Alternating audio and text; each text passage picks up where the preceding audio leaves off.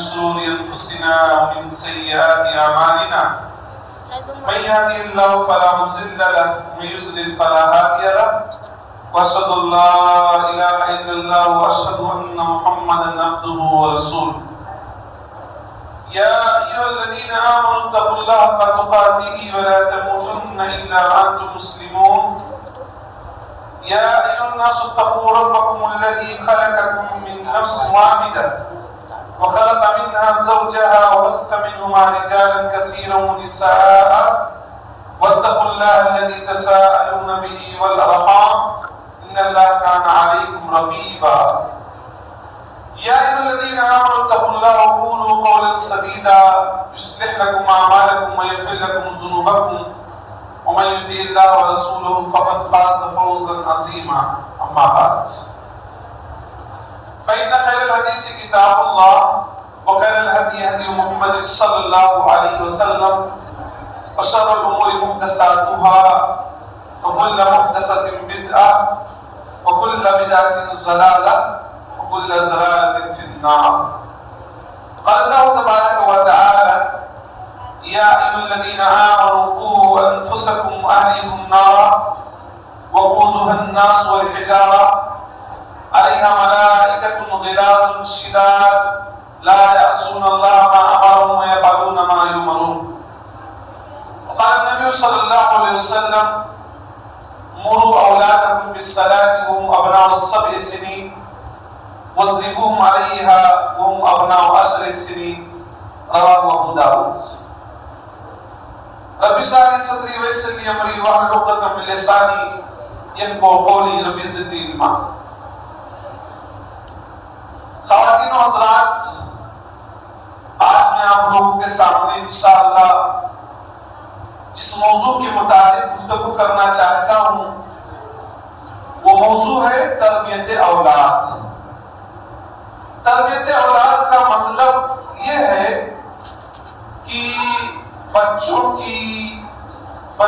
کی تربیت کیسے کی جائے، ان کو اسلامی سانچے میں کیسے ڈھالا جائے، اس کے متعلق گفتگو ہوگی. سب سے پہلے یہ ہم بات جان لیں اور مان لیں کہ اولاد کی تربیت کرنا، صحیح تربیت کرنا، یہ ہماری ذمہ داری. اولاد کو، بچوں کو، بچیوں کو جہنم سے بچانا یہ ہماری ذمہ داری. اللہ رب العالمین نے ارشاد فرمایا، سورہ تحریم کی آیت ہے، یا ایھا الذین آمنوا قوا انفسکم، اے مومنوں، اے مسلمانوں، اپنے آپ کو جہنم سے بچاؤ. اللہ یہاں ارشاد فرما رہا مردوں کو، عورتوں کو سے کہہ رہا ہے کہ آپ اپنے آپ کو جہنم سے بچائیے، خود دیندار بنیے،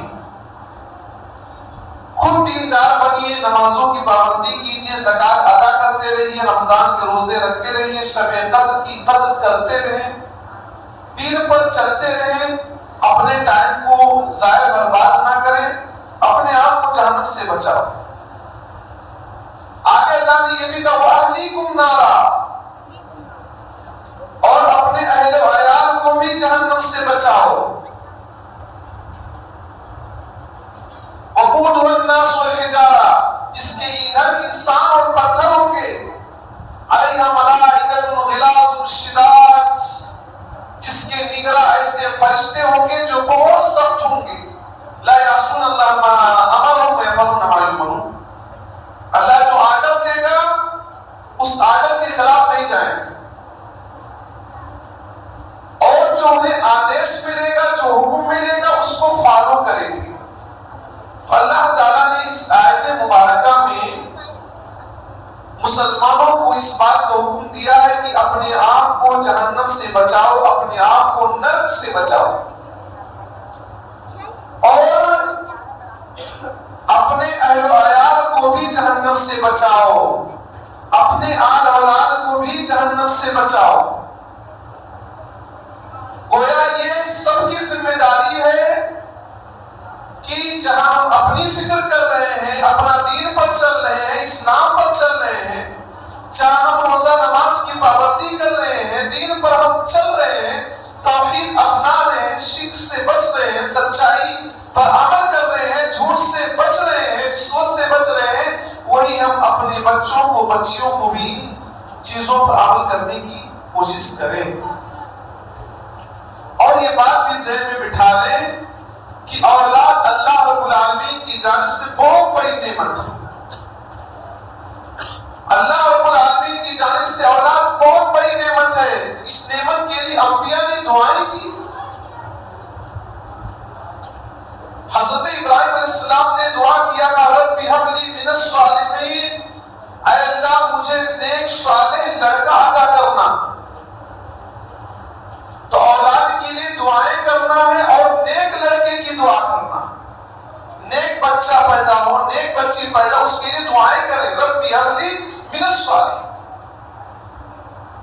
اگر ہم نے اپنے بچوں کی صحیح تربیت کی، ان کو صحیح راستے پر چلایا، تو موت کے بعد بھی وہ ہمارے لیے مفید ہوں گے، موت کے بعد بھی وہ ہمارے لیے صدقے جاریہ ہوں گے، ہماری موت کے بعد بھی ان کی وجہ سے ہمارے نیکیوں میں اضافہ ہوگا، والدین کی نیکیوں میں اضافہ ہوگا۔ صحیح مسلم کی روایت اللہ کے نبی صلی اللہ علیہ وسلم فرماتے ہیں اذا مات الانسان، جب انسان مر جاتا ہے، ایکسپائر ہو جاتا ہے، دنیا سے چلا جاتا ہے، انقطع عنہ عمله الا من ثلاث، اس کے عمل کا سلسلہ بند ہو جاتا ہے۔ انسان جب تک دنیا میں ہے، طاقت ہے، قوت ہے، جو چاہے کرے، اچھا کرے یا برا کرے، لیکن آنکھیں بند ہو گئی تو انسان کام نہیں کر سکتا۔ لیکن انسان کے موت کے بعد تین چیزوں کا ثواب ملتا ہے۔ انسان مر بھی جائے، تین چیزیں ایسی ہیں موت کے بعد بھی ان کا ثواب ملتا ہے۔ صدقۃ جاریۃ، انسان صدقہ جاریہ کر کے گیا ہے۔ صدقہ جاریہ کا مینس مطلب آپ جانتے ہیں، ایسا کام کر کے جائے جو کنٹینیو چالو ہو، جاری ہو اللہ کے راستے، جیسے مسجد بنوا دی۔ ابھی اس مسجد اقصیٰ کا بہت سارا کام پینڈنگ ہے، آپ نے اس میں مدد کر دیا، اس میں تعاون کر دیا، لوگ بدلتے رہیں گے، آتے جاتے رہیں گے، جب تک یہ مسجد آباد رہے گی آپ کا 1 روپیہ جو آپ نے دیا ہے وہ آپ کے لیے ثواب کا میٹر چالو رہے گا۔ آپ نے مدرسوں میں تعاون کر دیا، آپ نے کہیں سایہ دار درخت لگا دیا جہاں لوگ آرام کرتے ہیں، کہیں آپ نے ہینڈ پمپ کا نل بنوا دیا، لگا دیا، کہیں آپ نے فین مسجد میں لگا دیا، کولر لگا دیا، اے سی لگا دیا، ایسا کام کر کے گئے ہیں جو کام صدقہ جاریہ آپ کے لیے بن گیا ہے، تو موت کے بعد بھی اس کا آپ کو ثواب ملتا رہے گا۔ آپ کی آنکھیں بند ہو گئی، لیکن آپ نے دین کے راستے میں جو صدقہ کیا ہے، صدقہ جاریہ کیا ہے، موت کے بعد بھی اس کا ثواب آپ کو ملتا رہے گا۔ اور علم ينتفع به، یا اسی طرح انسان ایسا علم چھوڑ کر گیا ہے جس سے لوگ فائدہ اٹھا رہے ہیں۔ علم کئی طرح سے ہے، ایک ایسا علم ہے جو مفید نہیں ہے، وہ ہمارے نوجوانوں کے پاس جانکاری ہے، کرکٹر کے بارے میں پوچھو نوجوان بتا دیں گے، ہیروز کے بارے میں پوچھو نوجوان بتلا دیں گے، دنیا کے بارے میں پوچھو وہ بتلائیں گے، لیکن وہ نفع بخش علم نہیں ہے۔ نفع بخش علم دین کا علم، قرآن کا علم، حدیث کا علم، شریعت کا علم، نبی کی سیرت کا علم، صحابہ کرام کی تاریخ کا علم۔ انسان ایسا علم چھوڑ کر گیا، کتاب لکھ دیا، لوگ کتاب پڑھ رہے، تقریر کیا، بیان کیا، اس کو یوٹیوب پر اپلوڈ کر دیا، لوگ اس کو دیکھ رہے ہیں، سن رہے ہیں، اس سے فائدہ اٹھا رہے ہیں۔ انسان دنیا سے گیا، چلا گیا، لیکن جب تک اس کے علم سے لوگ فائدہ اٹھاتے رہیں گے، اس کی لکھی ہوئی کتاب سے فائدہ اٹھاتے رہیں گے، اس کے خطاب سے فائدہ اٹھاتے رہیں گے، موت کے بعد بھی اس کا ثواب اس کو ملتا ہے۔ اولد صالح یدعو لہ،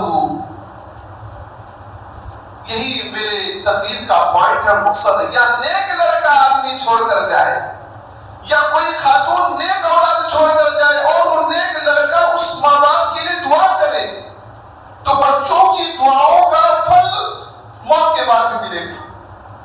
اگر ہم نے آپ نے بچوں کی صحیح تربیت کی ہے، صحیح رہنمائی کی ہے، قرآن کا حافظ بنا دیا، تو بچوں کے والدین کو تاج پہنایا جائے گا۔ یہ بچوں حافظوں کی برکت ہے۔ تو آپ نے لڑکے کو دیندار بنا دیا، وہ نماز پڑھے گا تب تو آپ کے لیے دعا کرے گا، وہ سورہ فاتحہ اسے یاد ہوگی، دعائیں یاد ہوں گی، دیندار ہوگا تب تو وہ آپ کے لیے دعائیں کرے گا۔ تو نیک اولاد چھوڑ کر انسان گیا تو موت کے بعد بھی اس کا رزلٹ اور ثواب اس کو ملتا رہے گا۔ اگر آپ نے نیک نہیں بنایا، لیفٹ رائٹ آپ کا بچہ کر رہا ہے، رات میں شب قدر ہے، جاگنے کے بجائے سو رہا ہے، گلیوں میں گیم کھیل رہا ہے، گھوم رہا ہے، لڑائی جھگڑا کر رہا ہے، تو اس کا وبال آپ کے سر پہ جائے۔ لیکن آپ نے اپنی اولاد کو نیک بنا دیا تو سمجھ لیجیے موت کے بعد جب بھی وہ دعائیں کریں گے ان کی دعاؤں کا پھل انسان کو ملے گا۔ تو کتنی بڑی خوش نصیبی ہے کہ ہم اپنے بچوں کی صحیح تربیت اگر کر لے جائیں، صحیح رہنمائی ان کی کر لے جائیں، اسلامی سانچے میں ان کو ڈھال لے جائیں، تو موت کے بعد بھی وہ ہمارے لیے ثواب کا ذریعہ بنیں گے اور ہمارے نیک اعمال میں اضافے کا ذریعہ بنیں گے۔ ایک حدیث میں آتا ہے جنت میں والدین کے مقام و مرتبے کو بڑھا دیا جاتا ہے، تو والدین پوچھتے ہیں کہ ہمارا مقام کیوں بڑھ گیا، ہم آگے کیوں چلے گئے، اب ہم کیوں ہو گئے آگے کیوں چلے گئے، اب گریڈ ہم کیوں ہو گئے، ہمارا مقام مرتبہ کیوں بڑھ گیا؟ تو اس سے کہا جاتا ہے، وہ والدین سے کہا جاتا ہے تمہارے بچوں نے تمہارے لیے دعائیں کی ہے، انہیں کی دعاؤں کی برکت سے اللہ نے تمہارے مقام و مرتبے میں اضافہ کر دیا۔ تو ان احادیث مبارکہ سے یہ بات ثابت ہوتی ہے کہ ہم نے اپنے بچوں کی صحیح تربیت کی ہے، ہماری موت کے بعد بچے اگر ہمارے لیے دعائیں کریں گے تو اس کا رزلٹ اور ثواب ہمیں ملتا ہے۔ لہذا اب ہماری ذمہ داری بڑھ جاتی ہے کہ ہم بچوں کو ایسا بنا کر جائیں جو ہم سب کے لیے ہمارے نیک اعمال میں اضافے کا ذریعہ بنے۔ اور کیوں نہ ہو، سب کی ذمہ داری ہے اور ہر ایک سے ذمہ داری کے بارے میں پوچھا جائے گا۔ سے بخاری سے مسلم کی روایت ہے، عبداللہ بن عمر رضی اللہ عنہ فرماتے ہیں کہ اللہ کے نبی صلی اللہ علیہ وسلم نے ارشاد فرمایا کلکم راع، تم میں سے ہر انسان ذمہ دار ہے، وکلکم مسئول عن رعیتی، ہر ایک سے اس کی ذمہ داری کے بارے میں پوچھا جائے گا۔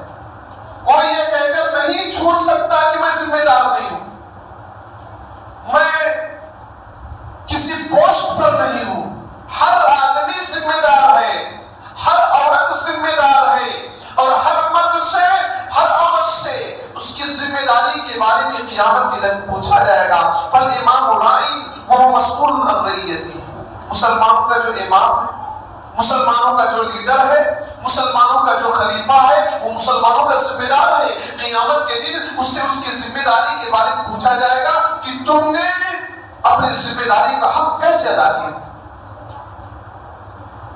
وَالرَّجُلُ رَاعٍ فِي أَهْلِهِ وَهُوَ مَسْئُولٌ عَنْ رَعِيَّتِهِ، آدمی اپنے گھر کا ذمہ دار ہے۔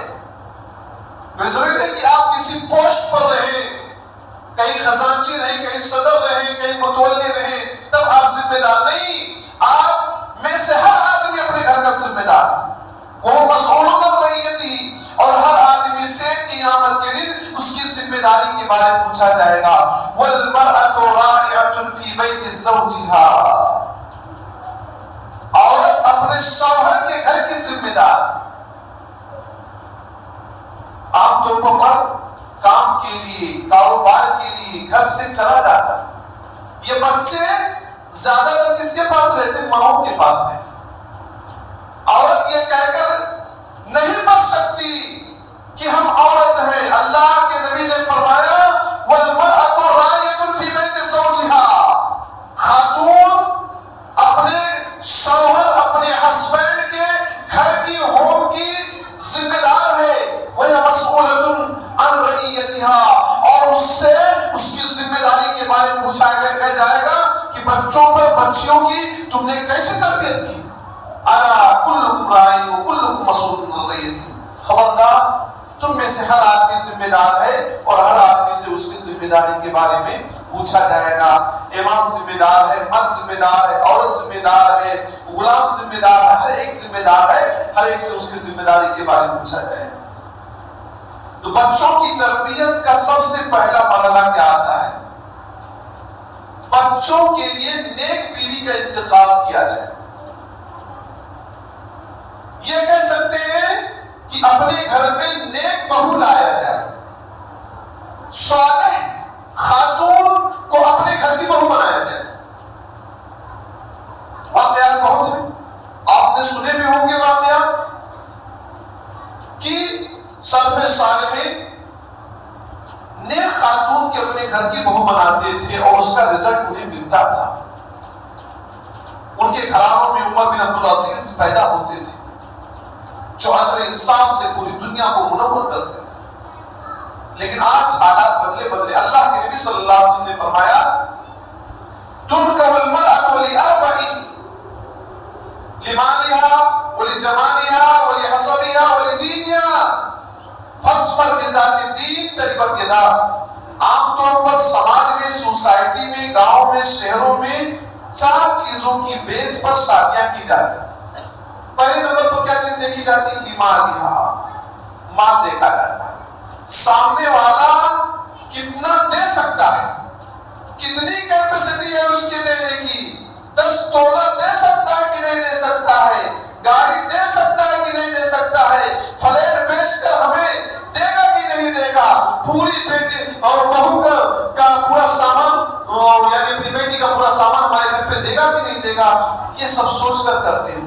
آج یہ حالت ہے، ہر ایک کی نگاہ یہی ہے، گاڑی چاہیے، سونا چاہیے، کچھ لوگ فلیٹ کا بھی ڈیمانڈ کر لیتے ہیں، الگ الگ رقم کا بھی، پیسوں کا، کیش کا بھی ڈیمانڈ لوگ کر لیتے ہیں۔ نبی نے کہا ایسے بھی لوگ ہیں۔ وَلِجَمَالِهَا، اور کچھ لوگ ایسے ہیں جو خوبصورتی کو دیکھ کر شادی کرتے ہیں، لڑکی خوبصورت ہو شادی کر دیں گے۔ کتنے نوجوانوں کو سنا گیا ہے وہ کہتے ہیں کہ کاش کہ ان کی شادی فلاں ایکٹر سے، فلاں ہیروئن سے ہو جائے، جبکہ وہ مشرکہ ہوتی ہے۔ مسلمان مردوں کے لیے، لڑکوں کے لیے مشرک عورتیں جائز نہیں ہیں، لیکن کتنے لوگ تمنا کرتے ہیں کہ کاش کہ اس لڑکے سے ان کی شادی ہو جاتی۔ تو کیا دیکھ کر شادی کرنا چاہتے ہیں؟ خوبصورتی دیکھ کر شادی کرنا چاہتے ہیں۔ یہاں پر ایک نصیحت میں کرنا چاہتے ہیں، چونکہ ہم لوگ ہمارے گھرانوں میں، آپ کے گھرانوں میں خوبصورتی کو دیکھ کر شادی کرنے کا رواج ہے، اس لیے لڑکیاں خوبصورت بننے کی فکر تو کرتی، طرح طرح کا کریم پاؤڈر استعمال کریں، وہ اپنے آپ کو میک اپ سے سجائیں گے، وہ یہ سوچ کر میک اپ کریں گی، خوبصورت بنیں گی کہ کل ان کی شادی ہونے میں آسانی ہو جائے۔ اور بڑے افسوس کے ساتھ کہنا پڑتا ہے کہ اگر لڑکی بدصورت ہوتی ہے، جسے کہا جائے بہت خوبصورت، بیوٹیفل نہ ہو، تو ہماری مائیں بہنیں ہی ریجیکٹ کر دیتی ہیں۔ اور کبھی کبھار ایسا بھی دیکھا جاتا ہے ریجیکٹ کرنے والی اور اس سے زیادہ کالی ہوتی، اس سے زیادہ بدصورت ہوتی ہے، پھر بھی یہ کہہ کر ریجیکٹ کر دیتی ہے کہ یہ ہمارے گھر کی بہو بننے کی لائق نہیں ہے۔ اللہ نے فرمایا وَلَقَدْ خَلَقْنَا الْإِنسَانَ فِي أَحْسَنِ تَقْوِيمٍ، ہم نے انسان کو سب سے بہترین سانچے میں ڈھالا ہے، سب سے بہترین سانچہ انسانوں کا اللہ نے بنایا ہے، لیکن عورتیں ہی عورتوں کی دشمن ہیں۔ ایک عورت جو خود کالی ہوتی ہے، بلیک ہوتی ہے، وہ یہ کہہ کر رشتہ کینسل کر دیتی ہے کہ لڑکی سانولی ہے، کالے کلر کی ہے، یہ نہیں چلے۔ نبی نے فرمایا تھا کچھ ایسے بھی لوگ ہیں، اور ابھی ایسے لوگ پائے جاتے ہیں، بہت بڑا ظلم، بہت بڑا انیائے ہے، بہت بڑا جرم، بہت بڑا گناہ ہے۔ اور کچھ لوگ وَلِحَسَبِهَا، حسب اور نسب دیکھ کر شادی کی جاتی ہے، خاندان کو دیکھ کر شادی کی جاتی ہے کہ اس خاندان کا تو شادی کریں گے، نیک لڑکی پڑوس میں رہتی ہے اسے شادی نہیں کریں گے کیونکہ ان کے خاندان کی نہیں ہے، فلاں خاندان کی نہیں ہے۔ نبی نے کہا ایسے بھی لوگ پائے جاتے ہیں، عرب کے اندر یہ رواج بہت ہے۔ عرب کے اندر یہ رواج بہت ہے. یہودی زیادہ مال دیکھ کر شادی کرتے ہیں, نصارہ خوبصورتی دیکھ کر شادی کرتے ہیں, اور عرب والے حسب و نسب دیکھ کر شادی کرتے ہیں. لیکن نبی نے فرمایا دین, ہاں, اور دین دیکھ کر بھی شادی کی جاتی ہے. فَاصْبِرْ بِذَاتِ الدِّينِ تَرِبَتْ يَدَاكَ, اے نوجوان تو دیندار لڑکی سے شادی کر, تیری دنیا میں بچ جائے گی, عقبہ بھی سنور جائے گی, تو دنیا میں بھی کامیاب ہوگا, آخرت میں بھی کامیاب ہوگا. تربت یداک, تیرے ہاتھ خاک آلود ہو جائیں. یہ ایسی بددعا ہے جو ہونے کو طلب نہیں کیا جاتا. اسے کہیں کہیں کی لینگویج ہوتی ہے اور مطلوب نہیں ہوتا کہ اس کے ہاتھ خاک آلود ہو جائے. جب نیک عورت ہوگی, نیک لڑکی ہوگی, دنیا میں بھی ساتھ دے گی. کرونا کا آیا تھا نا, نیک عورتیں اپنے شوہروں کا ساتھ دی, خرچہ کم کر دیا, انہوں نے ہمت دیا, حوصلہ دیا. اور خود اللہ کے نبی صلی اللہ علیہ وسلم پر جب پہلی وحی نازل ہوئی تھی, آپ صلی اللہ علیہ وسلم آئے, زملونی, مجھے چادر اڑا دو, مجھے چادر اڑا دو. خوف سے آپ کانپ رہے تھے. جب آپ کا خوف ختم ہوا تو حضرت خدیجہ سے کہا کہ مجھے لگتا ہے کہ میں ہلاک ہو جاؤں گا, برباد ہو جاؤں گا. تو حضرت خدیجہ نے کہا تھا, کلا واللہ لا یخزیک اللہ ابدا, انک لتصل الرحم وتحمل الکلا وتقسم المعلوم وتقری السیف وتعین علی نوائب الحق. اللہ کی قسم, اللہ آپ کو ضائع نہ کرے گا. ہمت دیا, حوصلہ دیا, ہمت دیا, حوصلہ دیا. کلا واللہ لا یخزیک اللہ ابدا انک لتصل الرحم, آپ رشتوں کو جوڑتے ہیں. وتحمل الکلا, بوجھ اٹھاتے ہیں. وتقسم المعلوم, جو کما نہیں سکتا اسے کما کر دیتے. وتقری السیف, آپ مہمانوں کی مہمان نوازی کرتے ہیں, حادثات پر لوگوں کی مدد کرتے ہیں. یہ کوالٹی جس کے اندر وہ اللہ سے ضائع برباد نہ کرے. ہمت دیا, حوصلہ دیا. دین کا کام نبی کر پہلے وہی آئی, حوصلہ دے. آپ کی عورتیں اگر نیک ہوں گی, آپ دین کا کام کریں گے تو حوصلہ دے گی, آپ کو حوصلہ دے گی. لیکن اگر وہ عورتیں بددین ہوں گی, آپ مسجد میں ہو, رات میں جاگ رہے ہو, انہیں تکلیف ہوگی, وہ آپ کو برائے گی, ڈانٹے گی, پھٹکارے گی. اگر مالدار ہے تو آپ کو بسا اوقات گھر سے باہر جانے کی دھمکی دے سکتی. دیندار عورت ہوگی تو آپ کی دنیا بھی بنا دے گی, آخرت بھی بنا دے گی. اور کیوں نہ, سہج سی بات ہے, جب ماں نیک ہوگی تو اس کی اولاد نیک ہو جائے. آپ اس کو مثال کے ذریعے سمجھ سکتے ہیں. چونکہ بچے زیادہ تر ٹائم ان کا ماؤں کے پاس گزرتا ہے, اور برتن میں جو ہوتا وہی برتن سے ٹپکتا. ان الاناء ينزع بما فيه, برتن میں جو ہوتا ہے وہی گرتا ہے. کوئی برتن اس میں دودھ ہے تو دودھ گرے گا, ماں اچھی ہے تو نیک اولاد ہوگی. اور برتن میں شراب ہے, کوئی اور چیز ہے تو وہی چیز گرے گی.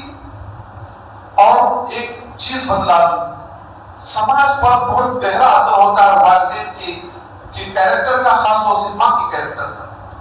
اللہ رب العالمین نے جب حضرت مریم کے اندر حضرت عیسیٰ علیہ السلام کو جب ڈالا, اور تو ان کے قوم کے لوگوں نے ان پر تانا دیا, اے مریم تیرا باپ برا نہ تھا, تیری ماں بدکار نہ تھی, تو کیسے بدکار ہو گئی؟ جبکہ ان کو معلوم نہیں تھا کہ اللہ کے حکم سے ہے, یہ نبی بنیں گے, اللہ کے حکم اور مرضی سے کام ہو رہا ہے. لیکن قوم کے لوگوں نے کیا تانا دیا, جب تمہاری ماں اچھی تھی تو تم کیسے بری ہو گئی؟ تمہاری ماں بدکار زناکار نہ تھی تو تمہارے اندر یہ غلطی کہاں سے آ گئی کہ بلا شوہر کے, بلا ہسبینڈ کے تمہارے یہاں اولاد ہو رہی ہے؟ جبکہ ان کو یہ بات معلوم نہ تھی. جب اللہ رب العالمین کے حکم سے یہ بات تھی, جسے اللہ تعالیٰ بغیر ماں باپ کے حضرت آدم کو پیدا کیا, اللہ کے کوئی اختیار ہے, تو بغیر شوہر کے حضرت عیسیٰ کو پیدا کیا.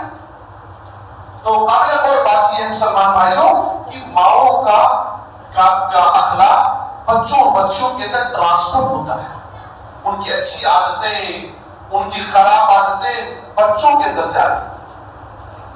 ابھی کچھ دن پہلے میں نے ذکر کیا تھا کہ حضرت خضر نے ایک دیوار کو سیدھا کر دیا تھا, اور سیدھا جب کیا تھا موسیٰ علیہ السلام کے اعتراض پر کہا تھا کہ میں نے دیوار اس لیے سیدھا کیا تھا, مگر پیسے کے بغیر اجرت کے، وَكَانَ أَبُوهُمَا صَالِحًا، ان کے ماں باپ نیک تھے، اسی لیے ان کی نیکی کا رزق ان کے اولاد میں جا رہا ہے کہ وہ ان کی نیکی کا فائدہ آپ اٹھا رہے ہیں۔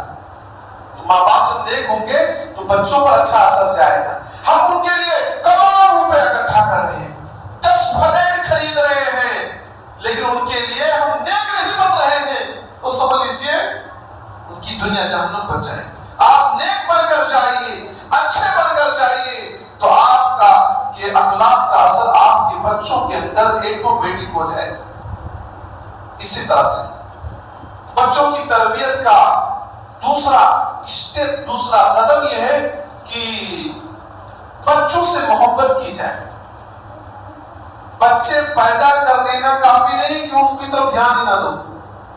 کچھ لوگ ایسے بھی ہوتے ہیں کہ بچوں کے نام تک نہیں جانتے کہ بچے کا کیا نام ہے، بچی کا کیا نام ہے۔ صبح نکل گئے، رات میں آئے، صبح جب نکل گئے بچے اسکول چلے گئے، اور شام کو آئے تو بچے سو گئے ہیں، نہ ان کو کھلانے کا موقع مل رہا ہے، نہ ان کو گود میں لینے کا موقع مل رہا ہے۔ ایک مرتبہ کی بات ہے، حضرت محمد مصطفیٰ صلی اللہ علیہ وسلم نے حضرت حسن بن علی کو بوسہ دیا، گلے میں گال میں بوسہ دیا، چہرے پر بوسہ دیا۔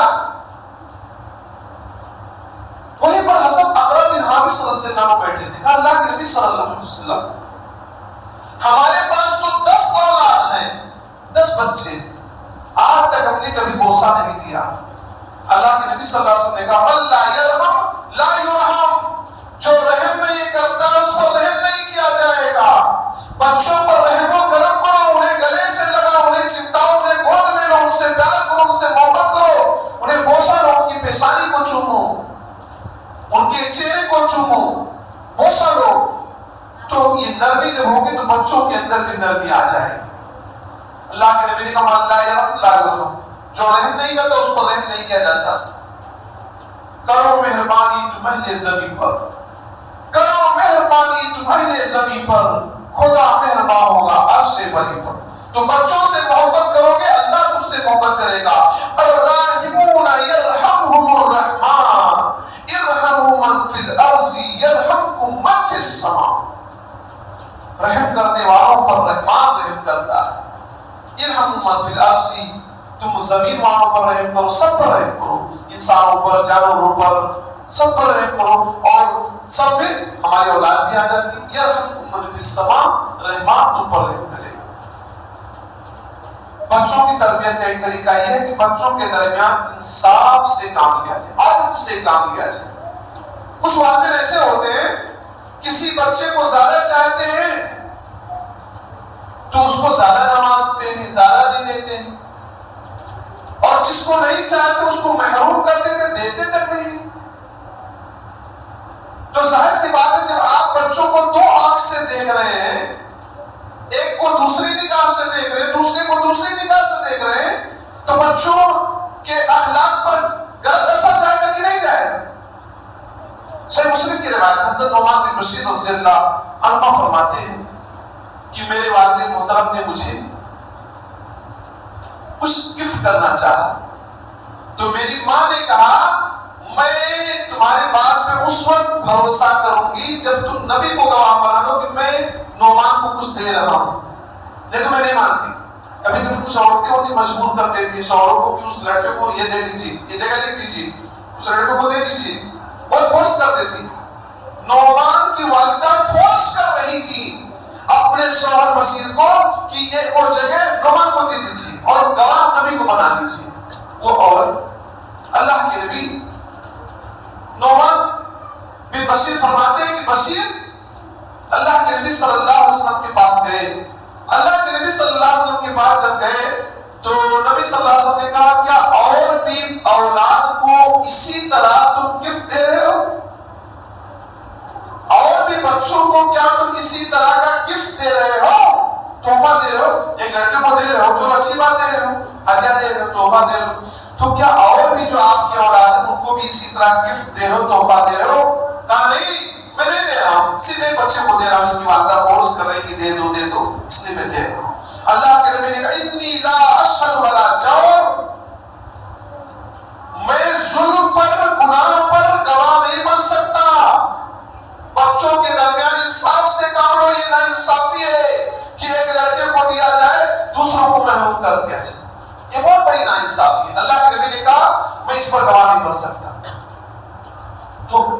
بھی اپنے بچوں کے درمیان بھید بھاؤ کریں گے، کسی کو زیادہ نوازیں گے، کسی کو کم نوازیں گے، تو ظاہر سی بات ہے جس کو آپ کم توجہ دے رہے ہیں، جس کو آپ محروم کر رہے نہیں دے رہے ہیں، تو بڑا ہو کر وہ آپ کی قدر کرے گا، وہ آپ کے لیے دعائیں کرے گا، آپ کے خلاف بد دعائیں کرے گا، آپ کو برا بھلا کہے گا، آپ سے لڑائی جھگڑا بھی کر سکتا ہے۔ تو بچوں کے درمیان آپ انصاف سے کام لیجیے، بچوں کے لیے آپ اپنی آخرت کو نہ برباد کیجیے۔ بچوں کی تربیت کا ایک طریقہ یہ ہے کہ انہیں توحید کی تعلیم دی جائے اور انہیں شرک سے بچائے۔ ہم لوگ توحید کو اہمیت نہیں دیتے۔ توحید ایسی چیز ہے، تمام انبیاء کا مشن یہی تھا کہ ایک اللہ کی طرف لوگوں کو بلایا جائے اور غیر اللہ کی عبادت سے لوگوں کو روکا جائے۔ وَلَقَدْ بَعَثْنَا فِي كُلِّ أُمَّةٍ رَسُولًا أَنِ اعْبُدُوا اللَّهَ وَاجْتَنِبُوا الطَّاغُوتَ۔ ہم نے ہر امت میں ایک رسول بھیجا، ایک پیغامبر بھیجا، ایک قاصد بھیجا، جس کا مقصد یہی تھا، جس کی دعوت یہ تھی، أَنِ اعْبُدُوا اللَّهَ، ایک اللہ کی عبادت کرو، وَاجْتَنِبُوا الطَّاغُوتَ، اور طاغوت کی عبادت سے، شرک سے بچو، غیروں کی عبادت سے بچو۔ طاغوت کہتے کسے؟ کل ما عبد من دون اللہ فهو طاغوت، اللہ کے علاوہ جس کی بھی عبادت کیجیے وہ طاغوت ہے، اب وہ چاہے جس بھی شکل میں ہو، اللہ کے علاوہ کسی کی بھی پوجا کی جائے، عبادت کی جائے، وہ طاغوت ہے۔ تمام انبیاء کا مقصد توحید کی دعوت تھی، شرک سے لوگوں کو روکنا تھا۔ اور حضرت لقمان علیہ السلام اپنے بچے کو جو نصیحت کر رہے تھے، یہی نصیحت کر رہے تھے، یا بنی لا تشرک باللہ، اے میرے بیٹے، اے میرے لخت جگر، اے میرے نور نظر، اے میرے کلیجے کے ٹکڑے، لا تشرک باللہ، اللہ کے ساتھ شرک نہ کرنا، اللہ کے ساتھ شرک نہ کرنا، ان الشرک لظلم عظیم، یقیناً شرک بہت بڑا پاپ ہے، شرک بہت بڑا جرم ہے، بہت ڈینجر گناہ ہے، بہت خطرناک گناہ۔ شرک اتنا ڈینجر، اتنا خطرناک گناہ ہے کہ اللہ ہر گناہ کو تو معاف کر سکتا ہے، لیکن شرک کو کبھی نہ معاف کرے۔ اللہ کا فرمان ہے، ان اللہ لا یغفر ان یشرک بہ ویغفر ما دون ذلک لمن یشاء۔ اللہ اس بات کو معاف نہیں کرے گا کہ اس کے ساتھ شرک کیا جائے، اس کے علاوہ جسے چاہے گا جب چاہے گا معاف فرما دے گا، لیکن شرک کو معاف نہ کرے گا۔ شرک سے بچاؤ اپنی اولاد کو، انہیں سمجھاؤ کہ شرک کیا ہے، اور اس کے لیے دعائیں کرو۔ ہم لوگ اپنے لیے دعائیں نہیں کرتے، اپنے بچوں کے لیے کیا دعا کریں؟ میں دیکھتا ہوں لوگوں کو، بہت سارے لوگ دعا نہیں کرتے۔ حضرت ابراہیم السلام دعا کرتے کیا کرتے؟ وَجُنُوبْنِي وَبَنِيَّ أَن نَعْبُدَ الْأَصْنَامَ، اے اللہ مجھے بچا لینا۔ کون کہہ رہا ہے؟ حضرت ابراہیم علیہ السلام نے۔ اللہ نے ان کے بارے میں وَلَمْ يَكُن مِنَ الْمُشْرِكِينَ، ابراہیم علیہ السلام مشرکوں میں سے نہ تھے، اللہ کے سچے موحد بندے تھے، اللہ پر ایمان لانے والے تھے۔ ابراہیم دل تنہا امت تھے، شرک سے بیزار تھے، لیکن خود دعا کر رہے ہیں وَجُنُوبْنِي، اللہ مجھے بچا لینا۔ ہم اور آپ کہتے ہیں ہم تو اہل حدیث ہیں، ہم کو کیا ڈر۔ ابراہیم علیہ السلام جب اپنے لیے دعا کریں کہ وہ اللہ مجھے بچا لینا شرک سے، وَبَنِيَّ أَن نَعْبُدَ الْأَصْنَامَ، اللہ مجھے بچا لینا، میری آل اولاد کو، میرے بچوں کو بھی شرک سے بچا لینا، اسماعیل کو بھی شرک سے بچانا، اسحاق کو اور ان کی اولادوں کو شرک سے بچانا۔ ابراہیم خلیل اللہ اپنے لیے دعا کریں کہ اللہ مجھے بچا لینا شرک سے۔ ہم اور آپ اپنی اولادوں کے لیے کتنی دعا کریں، اپنے لیے کتنی دعا کریں؟ کیا اس چیز کی طرف دعا کر رہے ہیں؟ روپے پیسے دھن دولت کے لیے تو دعا کر رہے ہیں، لیکن کبھی یہ دعا نہیں کرتے اللہ توحید پر قائم رکھنا، اللہ شرک سے بچانا، اللہ موحد بنانا، توحید پرست بنانا، شرک سے بچانا، شرک کے دلدل سے ہمیں بچا دینا۔ یہ دعا کیا کرتے تھے؟ تو شرک ایسا جرم، اتنا گناہونا کام ہے کہ نبیوں نے اس سے بچنے کی دعائیں کی۔ ہمیں بھی اپنی اولاد کے لیے خصوصی دعائیں کرنا، خصوصی دعائیں کرنا ہے۔ وَجُنُوبْنِي وَبَنِيَّ أَن نَعْبُدَ الْأَصْنَامَ، اللہ ہمیں بھی اور ہماری اولاد کو شرک سے بچا لے۔ بچوں کے اندر یہ بات پیدا کرے کہ دینے والا، لینے والا، مدد کرنے والا، ہیلپ کرنے والا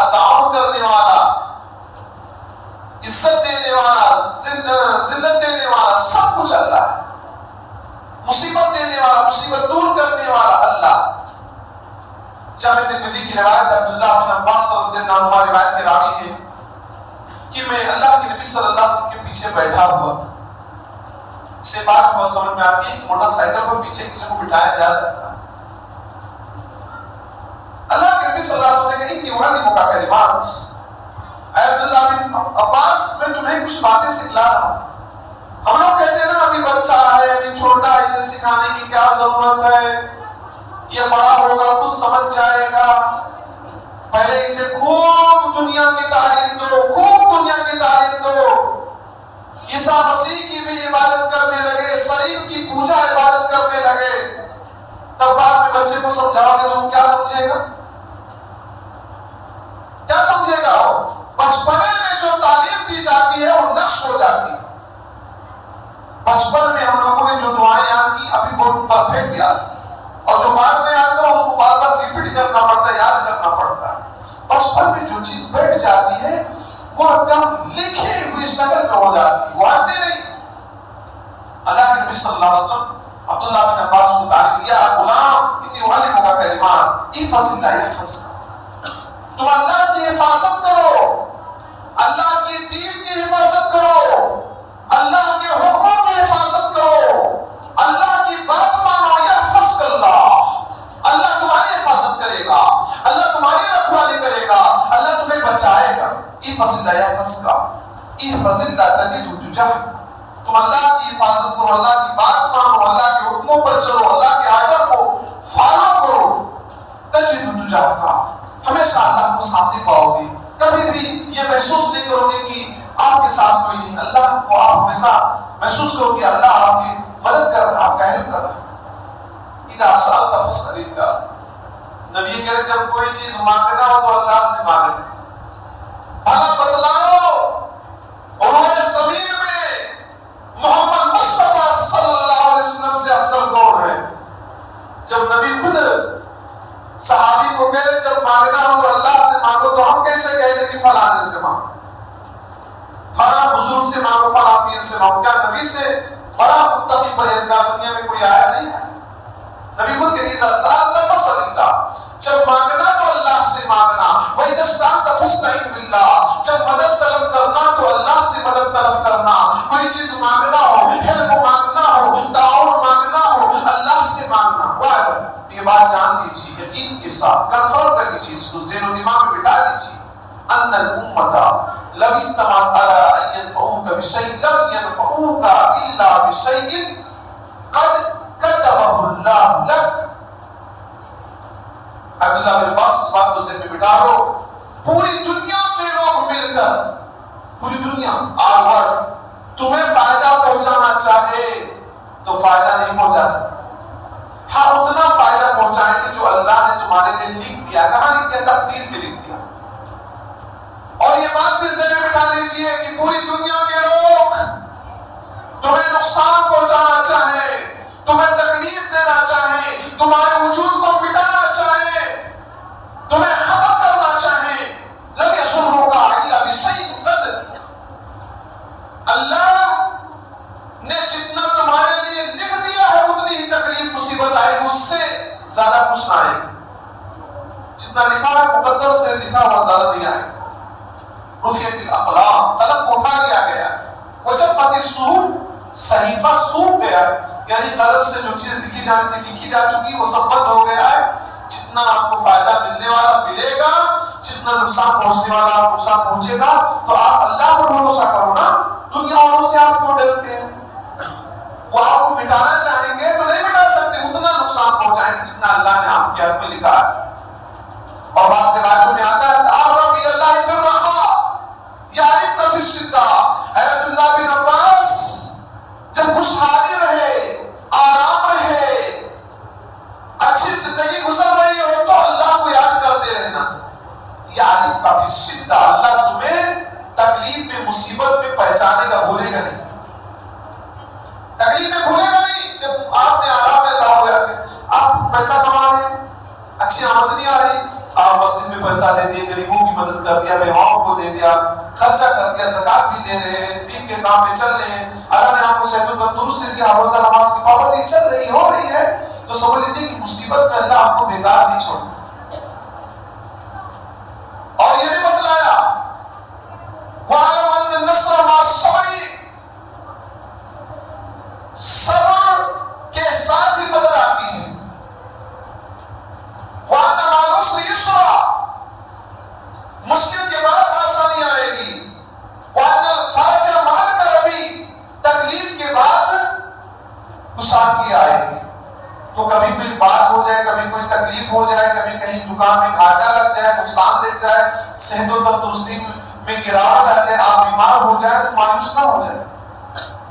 آپ کے لیے آسانی آنے والی ہے، کوئی اچھی چیز آنے والی، تبھی آپ اس طرح کی مصیبت میں چلے.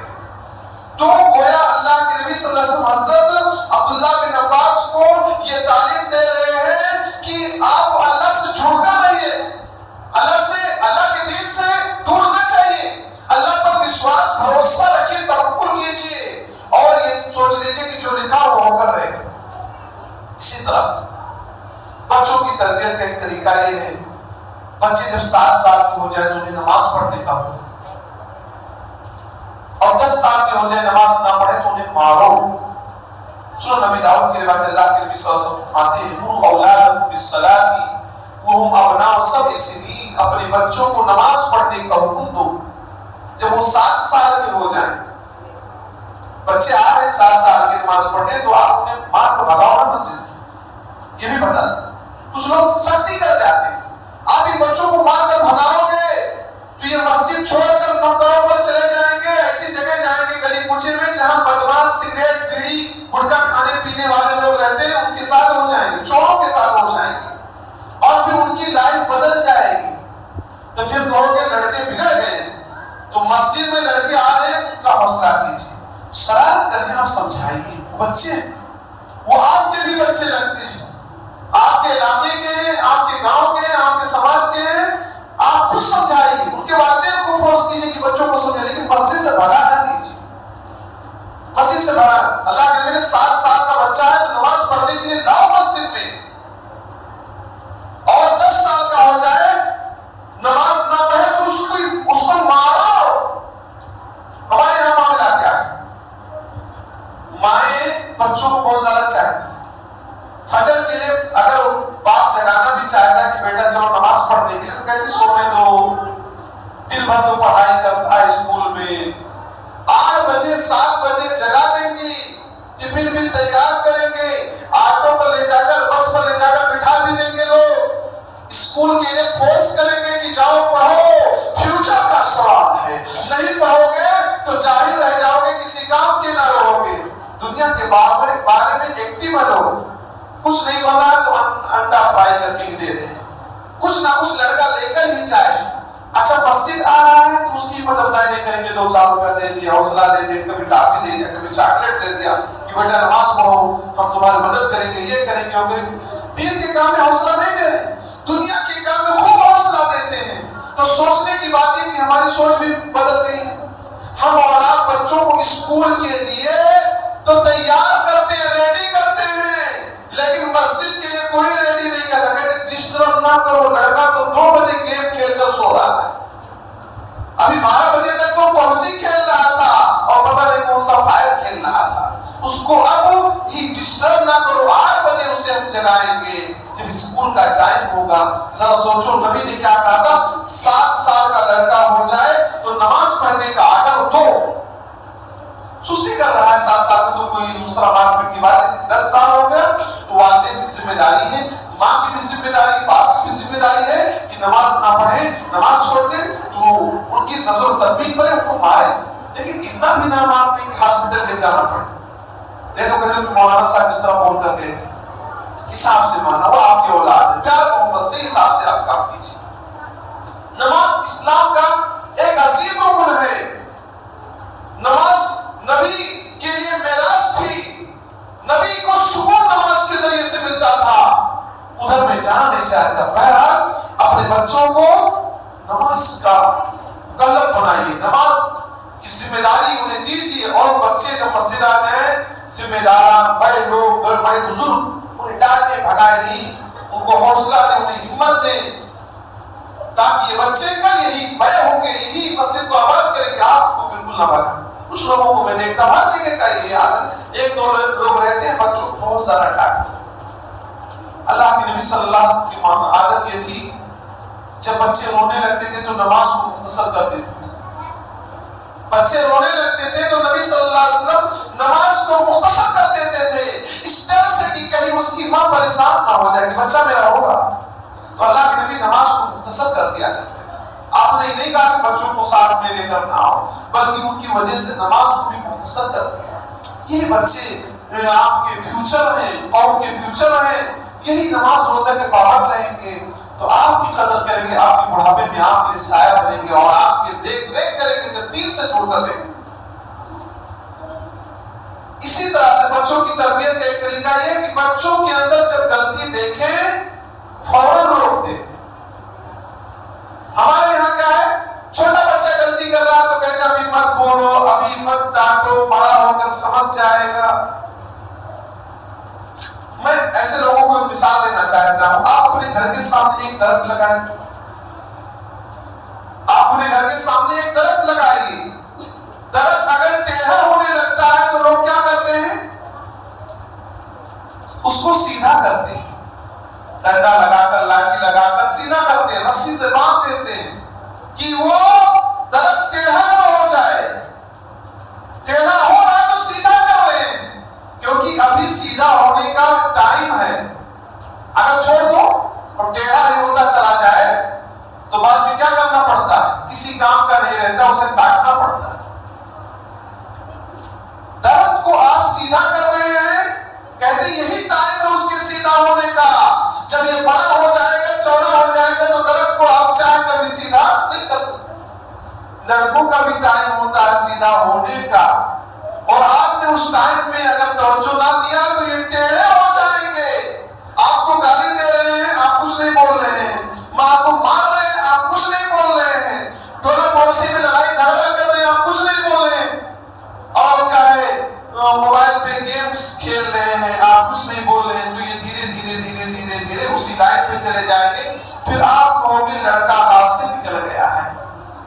تو ٹائم پر اس کی اصلاح کیجیے۔ درخت کی آپ اصلاح کرتے ہو، باندھتے ہو، سیدھا کرتے ہو، لکڑی کا سہارا لیتے ہو، تب درخت سیدھا ہو جاتا ہے۔ اسی طرح بچوں کو بھی آپ سیدھا کیجیے، انہیں سمجھائیے، انہیں ڈانٹیے، انہیں بولیے، انہیں مارنے کے سبب ماریے۔ اللہ کے نبی صلی اللہ علیہ وسلم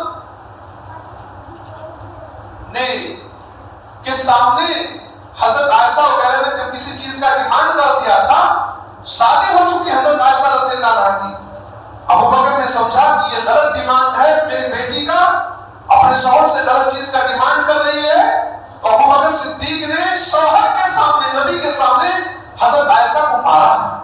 ہم لوگ کہتے ہیں لڑکا بڑا ہو گیا، اس کو کیا ہاتھ لگا؟ ارے لڑکا بڑا ہو گیا نا تو آپ ماں باپ بنا مانتے ہیں نا، وہ بچہ ہے آپ کا، وہ لڑکا ہے آپ کا، آپ اسے ایسے کیوں چھوڑ سکتے ہیں؟ تو بچوں کو غلط حرکتوں سے باز رکھنا چاہیے۔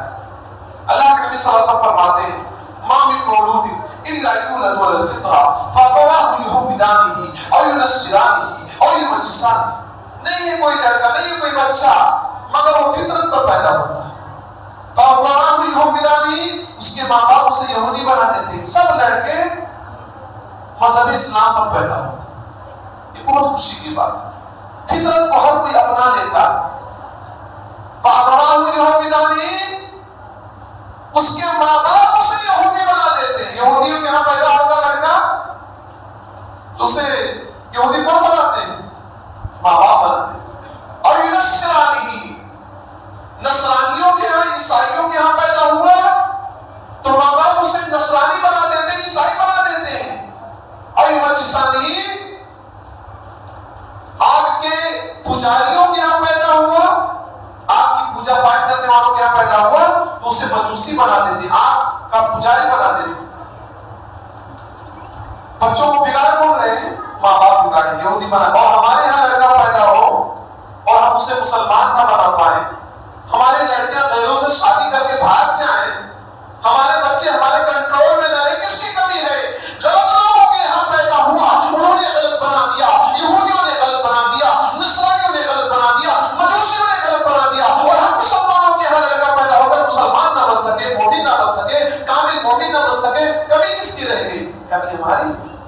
غلط لوگوں کے یہاں پیدا ہو، انہوں نے محنت مشقت کر کے اس کو اپنے مذہب پر ڈھال دیا، اور ہمارے یہاں لڑکا پیدا ہوا، لڑکی پیدا ہوئی اور ہم کچھ نہ کر سکتے، یہ افسوس کی بات۔ تو لڑکے کو جب برائی کرتے ہوئے دیکھیں تو فوراً روکیں۔ میں اس تعلق سے دو واقعہ ذکر کر دیتا ہوں اللہ کے نبی صلی اللہ علیہ وسلم کے زندگی سے۔ ایک مرتبہ حضرت حسن رضی اللہ عنہ نے زکات کے کھجور کو اپنے منہ کے اندر رکھ لیا،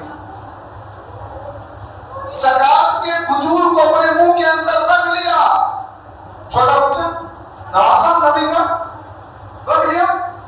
اللہ کے نبی نے کہا کہہ کر چھی چھی انا لا ناکل الصدقہ، اے حسن بن علی رضی اللہ عنہما تھوک دو، ہم زکات نہیں کھاتے۔ سب جانتے ہیں نبی کے لیے، نبی کے گھرانے والوں کے لیے زکات کا مال کھانا جائز نہیں۔ نبی نے کہا تھوک دو، پھینک دو۔ ہمارا کہتے بھائی لڑکا ہے کھا لے گا تو کیا ہوگا، ہم تھوڑی نہ کھا لیں، بڑے ہیں نا، ہم نہیں کھا لیں نا، لڑکا کھا تو کیا ہو گیا، بلا بنائے ہو کسی کے دعوت کرنے چلا گئے، کہتے جانے دو، کیا لڑکا چلا گیا، نہیں روکتے۔ نبی صلی اللہ علیہ وسلم نے روکا۔ بعض روایتوں میں آتا ہے کہ ایسا بھی ہو سکتا تھا کہ وہ کھجور زکات کر رہا ہو یا عام رہا ہو، سڑک پہ پڑی ہوئی چیز کو اٹھا لیا تو یہ شبہ ہو کہ زکات کا، تو نبی نے روک دیا اور کھانے سے منع کر دیا۔ ہمارے لڑکے سگریٹ پیتے ہیں، بیڑی پیتے ہیں، گٹکا کھاتے ہیں اور ہم نہیں روکتے، گانے سنتے ہیں، فلمیں دیکھتے ہیں، ہم نہیں روکتے۔ نبی نے کھجور کو منہ میں جب ناک سے نکالا تو روک دیا، کہا نہیں اسے منہ سے نکال پھینکو، یہ ہمارے لیے جائز نہیں، حلال ہی نہیں۔ مسلمان بھائی ایک واقعہ اور ذکر کرتا ہوں۔ عمر بن ابی سلمہ فرماتے ہیں ایک مرتبہ میں اللہ کے نبی صلی اللہ علیہ وسلم کے ساتھ بیٹھ کر کھانا کھا رہا تھا۔ بچے ہوتے ہی چھوٹے بچے ہوتے نا تو برتن میں خوب ہاتھ مارتے، کبھی ادھر سے کبھی ادھر سے کبھی ادھر سے۔ کہتے میں چھوٹا بچہ تھا، میرا ہاتھ پورے برتن میں گھوم رہا تھا، کبھی یہاں سے کھا لے، کبھی وہاں سے کھا لے، کبھی وہاں سے کھا لے۔ اللہ کے نبی صلی اللہ علیہ وسلم نے سمجھایا، یا غلام، اے بچے سم باللہ، بسم اللہ کہہ کر کھانا کھاؤ، وَقُلْ مِمَّا يَلِيكَ، سامنے سے کھاؤ، بسم اللہ کہہ کر کھاؤ، سامنے سے کھاؤ، اپنے پاس سے کھاؤ۔ اپنے پاس سے کیوں کھانے کو کہا گیا؟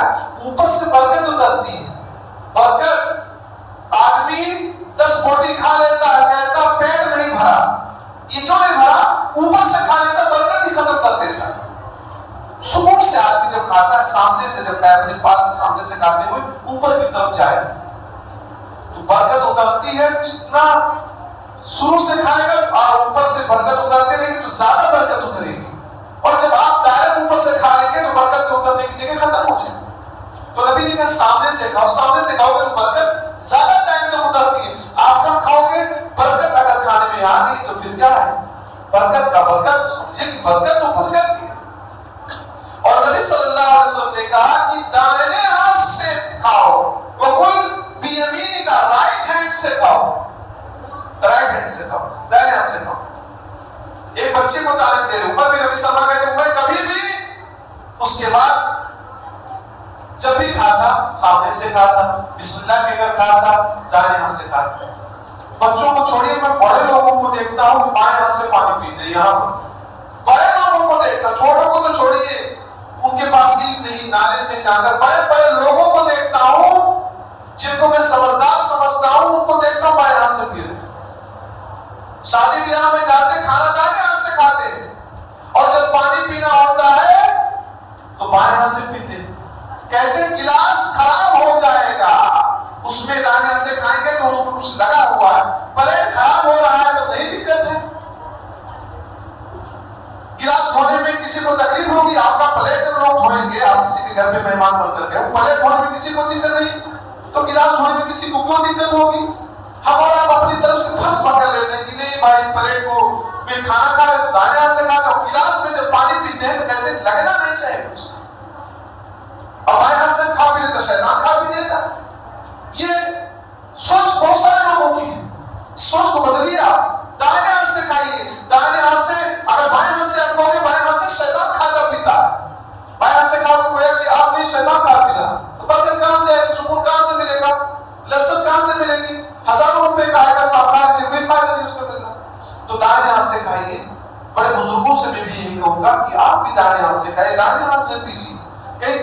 جا رہے ہیں تو وہاں بھی دائیں ہاتھ ہی کا استعمال کیجیے. بائیں ہاتھ سے نہ کھائیے، بائیں ہاتھ سے نہ پیے. کھاتے تو سب دائیں ہاتھ سے، لیکن پینے میں کوتا ہے. چائے بھی کچھ لوگوں کو عادت ہے کہ بائیں ہاتھ سے پی رہے. یہ کیا ہے؟ دائیں ہاتھ سے آپ پیجیے. تو نبی صلی اللہ علیہ وسلم نے جب دیکھا غلط طریقہ جو بتلا دیا. نبی کا ایک طریقہ یہ بھی تھا، کبھی آپ صلی اللہ علیہ وسلم کہتے تھے کیا وجہ ہے کہ لوگ ایسا کرتے ہیں، نام لے کر نہیں بولتے تھے، کیا وجہ ہے لوگ ایسا کرتے ہیں. تو آپ جب برائی دیکھیں تو برائی سے لوگوں کو روکیے. اسی طرح سے بچوں کی تربیت کا ایک طریقہ یہ ہے، بچوں کو موبائل کے استعمال سے روکیے.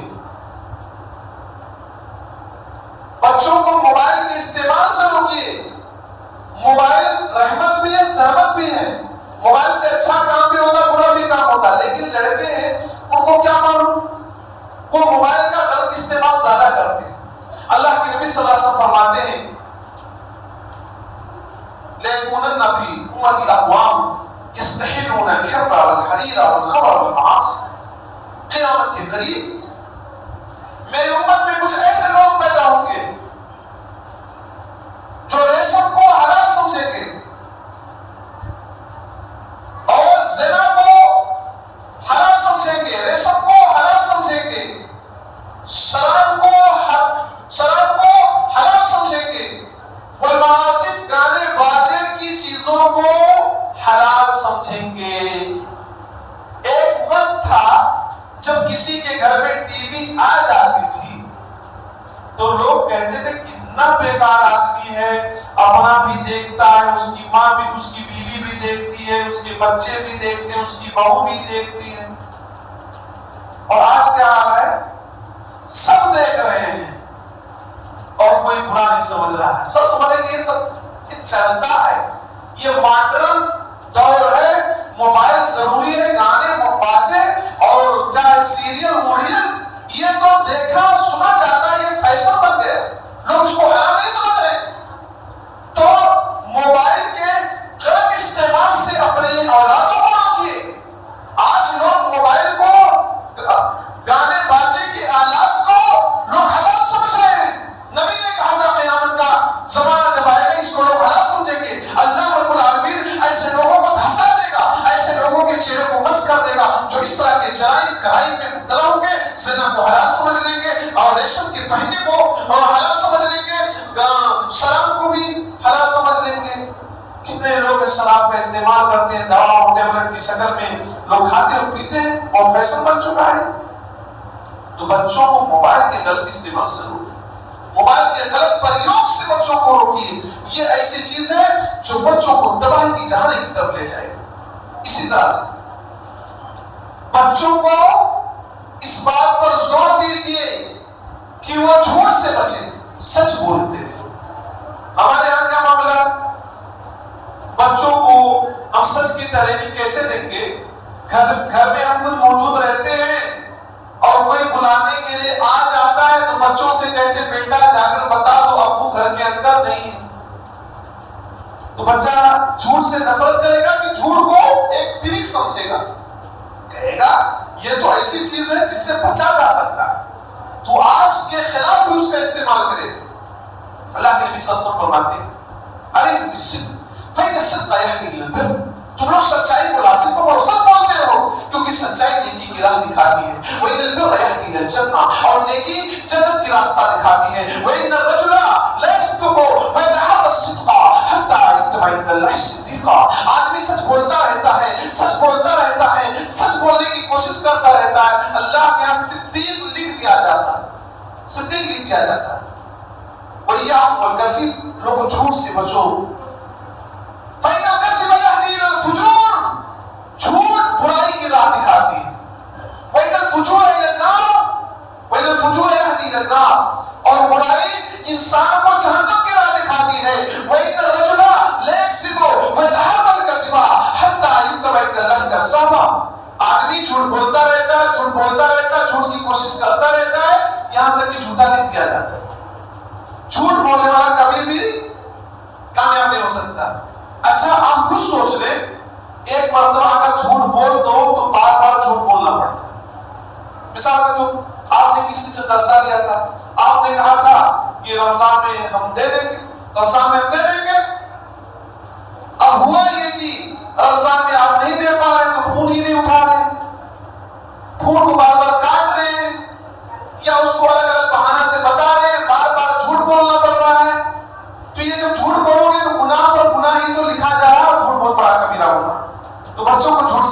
اسی طرح سے بچوں کو گالی گلوچ سے بچائیے.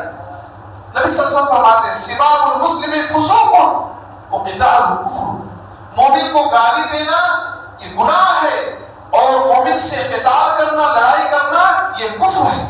آدمی کسی مومن سے لڑائی کرتا جہنم میں چلا جاتا ہے، اور جھوٹ بولے گا تو یہ فسق اور گناہ کا کام کرنا. اور لعنت ہے ایسے بچوں پر جو والدین کو گالی دیتے ہیں. تو لوگوں نے کہا بھائی کوئی بچہ اپنے ماں باپ کو گالی کیسے دے سکتا ہے؟ تو لوگ کہتے ہیں کیسے گالی دے سکتا ہے؟ جب دوسرے کے کو گالی دو گے، دوسرے کی ماں بہن کی گالی دو گے تو وہ بھی تو ریپلائی کرے گا، وہ بھی تو برا بھلا کہے گا. جب کسی کو گالی دو گے تو وہ بھی آپ کو گالی دے گا. تو لوگ اپنے ماں باپ کو بھی گالی دیتے ہیں. جو بچوں کو گالی سے بچائیں گے تو وہ آپ کو بھی گالی دلا دیں گے. اسی طرح سے بچیوں کو بچپنے سے پردے کا، حجاب کا اہتمام کروائے. عید کا موسم آ رہا ہے، ایسا نہ ہو کہ آپ باریک لباس لا کر خرید کر دے دیں. آپ کی بیوی ہو تو کیا ہوا، آپ کی بہن ہو تو کیا ہوا، آپ کی بچی ہو تو کیا ہوا، باریک لباس جب لا کر دیں گے لعنت برسے گی، اس کو لعنت برسے گی. ایسے لوگوں پر جہنم میں ایسے ہوتے جائیں گے جو کپڑا پہننے کے بعد بھی بغیر کپڑے کے ہوں گی. بچوں کو، بچیوں کو لباس کا، حجاب کا، موٹا لباس لائیے، موٹا کپڑا لائیے جس سے بدن ڈھک جائے. ایسا نہ کپڑا لائے جالی دار جو مہنگا ہو بھی ہو، 10-20 ہزار کا ہو اور بدن دکھے.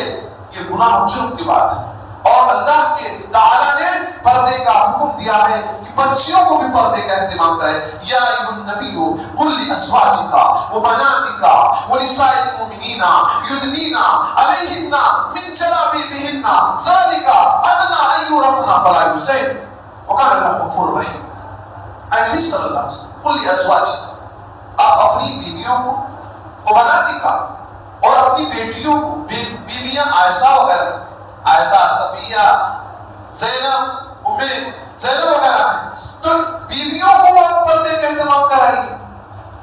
ہماری بہت ساری مائیں بہنیں کہتی ہیں ہمارا دل بڑا صاف ہے، ہمیں پردہ کی کیا ضرورت ہے، ہمارے دلوں میں کھوٹ نہیں ہے، ہم برا نہیں سوچتے ہیں. ہم کو بھی معلوم ہے کہ آپ برا نہیں سوچتے ہیں، لیکن آپ نبی کی بیویوں سے زیادہ پاکیزہ نہیں. نبی کی بیویوں کو جب پردے کرنے کا حکم دیا گیا تو ہماری اور آپ کی بہن بیٹیوں کو بدرجہ اولا پردہ. کیا ان کے دل پاک صاف نہیں؟ دل پاک صاف تھے. پردہ ایک اور آڑ ہے، آپ کی عزت بچائے گا. اسی آیت میں اللہ تعالیٰ نے کہا قل لازواجک وبناتک، اپنی بیٹیوں کو، بیٹیاں فاطمہ، زینب ہیں، رقیہ، ام کلثوم، بیٹیوں کو حکم دیجیے. وَنِسَاءِ الْمُؤْمِنِينَ، عام مومنہ عورتوں کو یہ حکم دیجیے، صحابیات کو حکم دیجیے أَن يُدْنِينَ عَلَيْهِنَّ مِن جَلَابِيبِهِنَّ، کہ اپنے اوپر حجاب ڈال لیا کریں، اپنے اوپر چادر ڈال لیا کریں. اس کا فائدہ کیا ہوگا؟ ذَلِكَ أَدْنَىٰ أَن يُعْرَفْنَ، اس سے وہ پہچان لی جائیں گی. کیا پہچان لی جائے گی؟ شریف عورت، پردہ پہننے والی، حجاب پہننے والی عورت بہت طاقتور ہوتی ہے. آپ نے دیکھا ہوگا ایک دو سال پہلے دیکھا ہوگا حجاب میں پہننے والے کسی سے ڈرتے ہیں. اللہ نے فرماتا ہے یہ پہچان لی جائے گی کہ وہ شریف عورت ہے، نیک عورت ہے. کوئی بھی نگاہ اٹھا کر نہیں دیکھے گا. اپنی ماں بہنوں کو مثال بھی دے سکتے ہیں. ٹافی چاکلیٹ آپ جانتے ہیں، ٹافی چاکلیٹ کو جب کور سے ڈھک دیا جائے مکھی نہیں لگتی ماں، اور ٹافی اور چاکلیٹ کو جب کھلا چھوڑ دیا جائے مکھی لگ جائے. گوشت کو لے لیجیے، گوشت کو جب آپ بیگ میں، کیری بیگ میں لے کر حفاظت سے آتے ہیں تو کتے اس کو چھینتے نہیں، اور آپ ایسے کھلا گوشت کو لے کر جائیں گے تو کتے اس کو چپٹتے ہیں. یہی حال ہے حجاب کا پہننے کے اور حجاب نہ پہننے.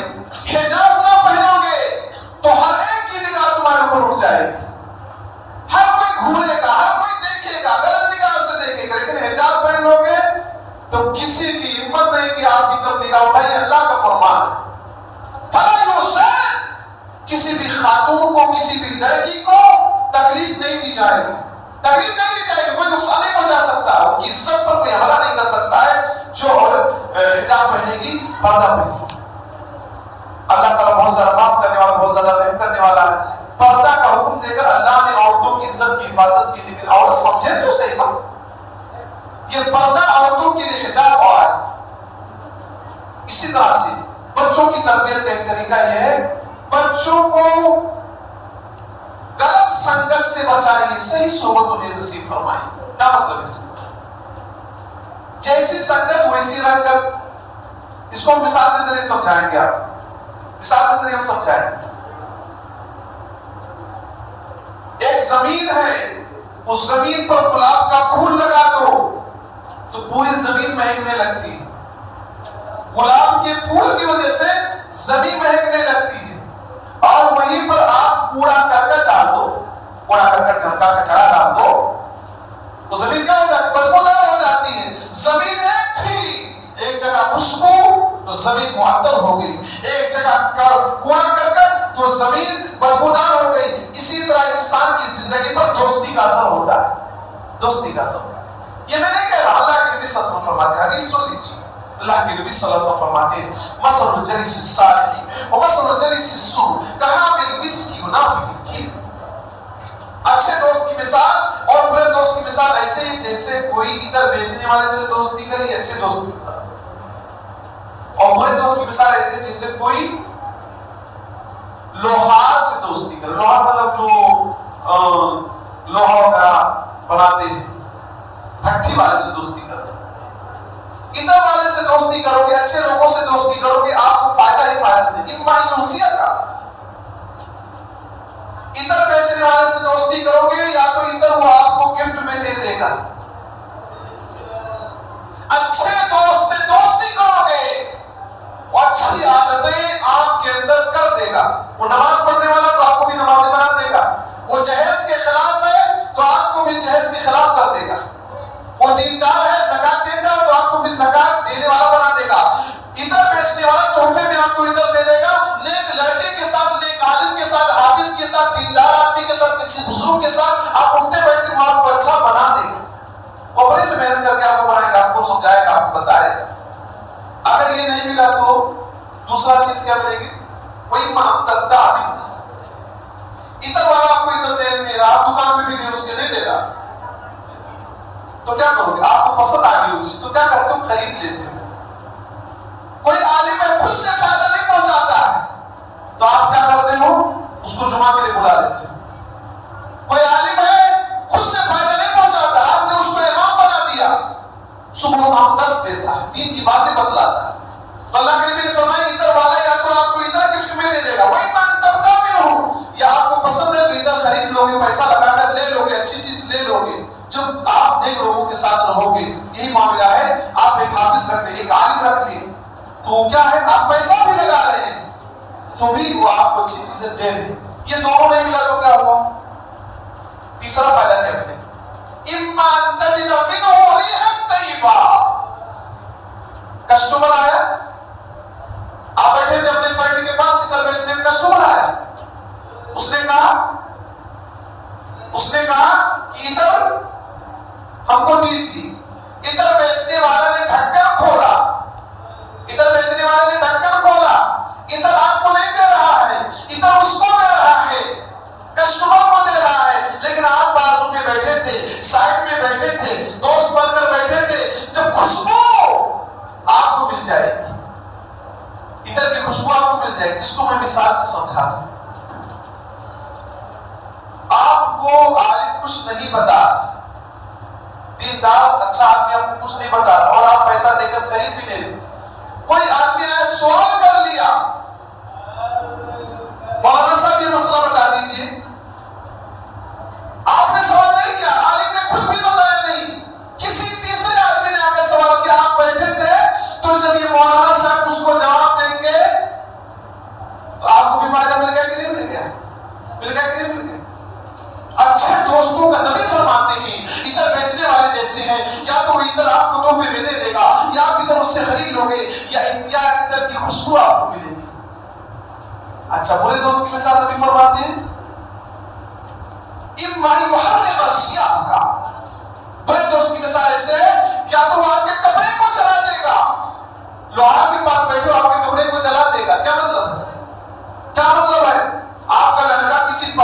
پینے والے کے ساتھ ہے تو یہ بھی پب جی کھیلنے لگے گا، کسی چور کے ساتھ یہ بھی چوری کرنے لگے گا، کسی گالی دینے والے کے ساتھ یہ بھی گالی گلوچ کرنے لگے گا، غلط عادتیں اس کے اندر آ جائیں گی۔ یہ لڑکا اگر غلط لوگوں کے ساتھ ہے، اچھا یہ بھی نہیں ہوا تو کیا ہوا؟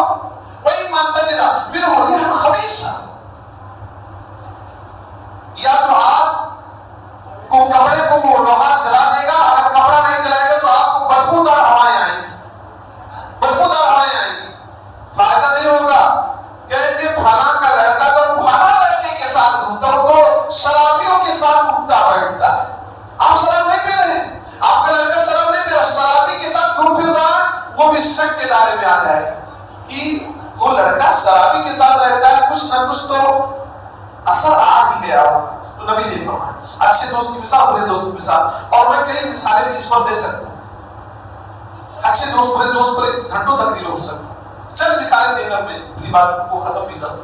اچھے دوست کا فائدہ ہوتا ہے، برے دوست کا نقصان، برے دوست کا نقصان ہوتا ہے میں ذکر کروں، اور برے دوست میں یہ بھی آ سکتا ہے۔ ایک اور بات، مدرسہ، آپ اپنے بچے کو کہاں بھیج رہے ہیں، ان کا دوست کون بن رہے ہیں، وہ اپنا ٹائم کہاں گزار رہے ہیں، اچھے جگہ پر گزار رہے ہیں یا ایسے اسکول میں آپ بھیج رہے ہیں جہاں اللہ کے علاوہ دوسرے کی عبادت ہو رہی ہے، اس کا اثر آ جائے گا، کچھ نہ کچھ کرے گا، وہ میوزک پارٹی میں شامل ہوگا، ڈانس بھی کرے گا، کچھ ہمارے بچے کمر بھی ہلا لیں گے۔ غلط جگہ پر آپ نے ایڈمیشن کرا دیا، صحیح جگہ پر گیا تو اچھا رزلٹ ملے، غلط جگہ پر گیا تو غلط اثر ملے گا۔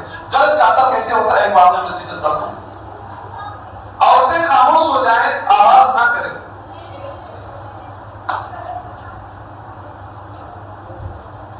صحیح مسلم کی روایت ہے، جب ابو طالب کے انتقال کا وقت قریب ہوا، اللہ کے نبی صلی اللہ علیہ وسلم نے اور کہا یا امی قل لا الہ الا اللہ، اے میرے انکل، اے میرے چچا جان۔ نبی کو بہت پیار تھی کہ ابو طالب مسلمان ہو جائے۔ ابو طالب کی بڑی قربانیاں، نبی کی بڑی حفاظت کیا، دشمنوں سے بچایا۔ تو جب ان کے انتقال کا وقت قریب ہوا تو نبی گئے، کہا اے یا امی، اے چچا جان، اے انکل، قل لا الہ الا اللہ، کہہ دیجئے لا الہ الا اللہ، اللہ کے علاوہ کوئی معبود نہیں۔ اس کلمے کے ذریعے میں اللہ کے حجت پکڑوں گا، میں اللہ سے سفارش کروں گا، اور اس کلمے کی برکت سے اللہ آپ کو جنت میں داخل کر دے گا۔ وہیں پر بیٹھے تھے دو لوگ، دو کون تھے؟ ابو جہل، نام تو آپ جانتے ہیں، ابو جہل، امیہ بن ابی خلف، دو لوگ بیٹھے ہوئے تھے۔ نبی صلی اللہ علیہ وسلم نے جب یہ بات کی تو ان دونوں نے کیا بات کی؟ اترغب عن ملت عبد المطلب، اے ابو طالب، کیا اپنے باپ دادا کے دین کو چھوڑ دو گے؟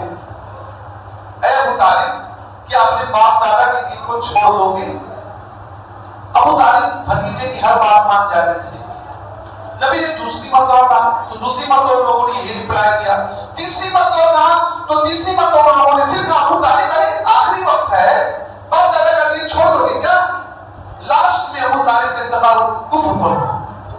تقدیر میں لکھا تھا کہ وہ کفر پر مریں گے، لیکن ظاہری سبب ہم ڈھونڈتے ہیں، صحیح مسلم کی روایت سے ظاہری سبب ہم ڈھونڈتے ہیں کہ اگر ابو جہل اور امیہ بن ابی خلف وہاں نہ ہوتے تو غیر ممکن تھا کہ چچا بھتیجے کی بات کو نہ ٹالتے۔ غلط سنگت کا برا اثر ہوا اور ابو طالب کفر کی حالت میں انتقال فرما گئے۔ آپ جانتے ہیں قیامت کے دن سب سے ہلکا عذاب انہی کو ہوگا، سب سے ہلکا عذاب، اور آگ کی جوتی ان کو پہنائی جائے گی۔ ابو طالب جس کی وجہ سے دماغ کھولے گا، ابو طالب محسوس کریں گے کہ سب سے سخت عذاب انہیں ہو رہا ہے، لیکن سب سے ہلکا عذاب ان کو ہوگا۔ بتاؤ، سب سے ہلکا عذاب جسے ہوگا وہ سوچے گا سب سے ہائی عذاب ہمیں ہو رہا ہے۔ غلط صحبت کا اثر ہوا کہ نہیں؟ غلط صحبت کا اثر ہوا۔ ایک آدمی نے آپ ایسے سوچ لو، کسی نے کسی سے کہا چلو بیٹھ بابو، چلو بھیا، چلو نماز پڑھ لیتے، ارے وہ کہہ رہے چلو بیٹھو بھائی ابھی چلیں گے، کل سے چلیں گے، جمعہ سے شروع کریں گے، اگلے مہینے سے شروع کریں گے۔ تو کوئی آدمی کہہ دیتا نا، کوئی آدمی آنے والا رہتا نا، کسی کے کہنے کی وجہ سے آدمی کیا ہوتا ہے، رک جاتا ہے۔ غلط صحبت کا اثر، اچھی صحبت کا کیا اثر ہوتا ہے؟ ایک واقعہ سے ختم. آپ جانتے ہیں بری صحبت کا اثر کیا ہوتا ہے اور اچھی صحبت کا. اس میں دونوں پوائنٹ. ایک آدمی تھا, اس نے 99 لوگوں کو مار دیا تھا جان سے. 99 لوگوں کو مرڈر کیا ہوا تھا.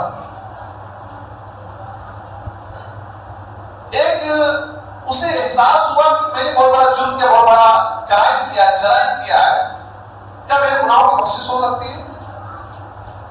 ایک دیندار آدمی کے پاس گیا فتویٰ پوچھنے کے لیے. اس نے کہا کہ کیا میری بخشش ہو سکتی ہے؟ اس نے کہا نہیں, اللہ تمہیں نہیں معاف کرے گا, 99 لوگوں کو تم نے مار دیا ہے. غصے میں آ کر اس نے اس کو بھی مار ڈالا. تعداد کتنی پوری ہوگی؟ 100 کی تعداد.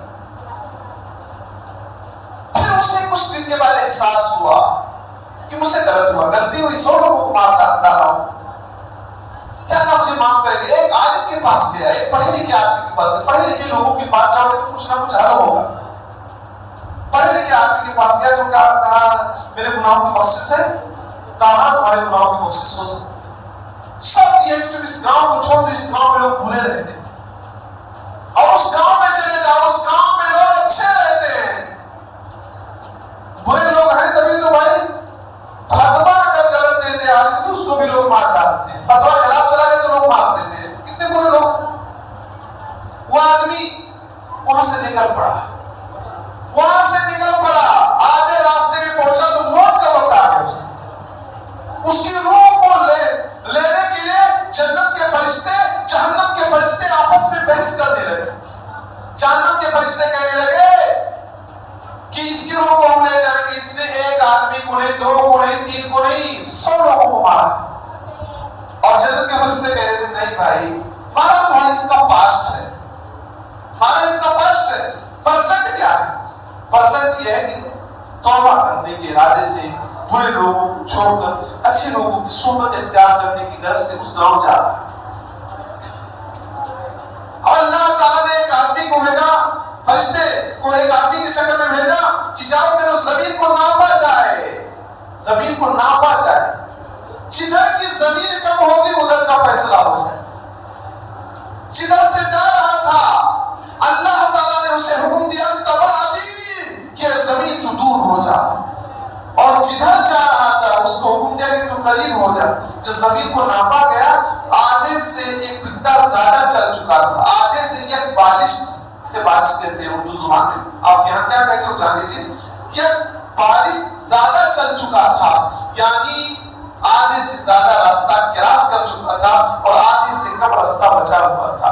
اس کی روح کو جنت کے فرشتے نکل گئے. اچھے لوگوں کی صحبت اختیار کرنے کی غرض سے توبہ صادقہ کر رہا ہے آدمی, برے لوگوں کی صحبت چھوڑ رہا ہے, اس کی برکت ہے کہ اللہ رب العالمین اس کے گناہوں کو معاف فرمائے. تو اپنے بچوں کو غلط سنگت سے بچائیے. آپ کا لڑکا کہاں جا رہا ہے, کب آ رہا ہے, رات میں کتنے بجے آ رہا ہے, کتنے بجے کیوں آ رہا ہے. آپ کو ڈیوٹی کر کے 8 بجے گھر پہنچے, آپ کا لڑکا 11 بجے کیوں آ رہا ہے. آپ کی بچی آپ کے گھر سے نکل کر جا رہی, کس کے یہاں جا رہی ہے, کیوں جا رہی ہے, کیوں جا رہی, کب آ رہی ہے. اس سب چیزوں پر آپ کو نگاہ رکھنا ہے. آپ آنکھ بند نہیں کر سکتے. ماں کو تو جاسوس بننا چاہیے اپنی بچیوں کے لیے, جاسوسی نگاہ رہنا چاہیے کہ ہماری بچی کی حرکتیں کیا ہیں, غور فکر کرے, تب عزت بچا پائیں گے. تب اتنا بڑا سوال ہے بچوں کی حفاظت کا کہ ان کی حفاظت کرو, ان کی تعلیم کرو, ان کو پڑھاؤ لکھاؤ, ان کے لیے خوشخبری ہے. تو یہ آپ کے بچوں کی صحبت کیا ہے, اچھی صحبت ہے, غلط صحبت, اس پر دھیان دینے کی ضرورت ہے. اللہ رب العالمین سے دعا ہے الہ تم تمام مسلمان بھائیوں کو اپنے بچوں کی صحیح تربیت کرنے کی توفیق دے. الہ العالمین جو مسلمان پریشان عالم کی پریشانی دور فرما دے. الہ العالمین فلسطین کے مسلمان اس وقت بہت پریشان حال ہیں. الہ العالمین ان پہ کرم فرما, ان پہ رحم فرما, ان کی مدد فرما. الہ ان کے ظالموں کو تہس کر دے, ان کے ظالموں کے اندر بکھراؤ پیدا کر دے, ان کے ظالموں کے اندر انتشار پیدا کر دے, اختلاف پیدا فرما دے. الہ تو ان پر کرم فرما. الہ میں روئے زمین پر کہیں بھی مسلمان بندے پریشان ہیں, الہ ان کی مدد فرما. الہ تو تمام مسلمانوں کو اپنے فیوز و برکات سے فائدہ پہنچا دے. الہ تو تمام مسلمانوں کے لوگوں کو پریشانیوں کو الجھنوں کو دور فرما دے. الہ ان میں سے جو مسلمان بیمار ہیں انہیں شفا کامل عاجل عطا فرما.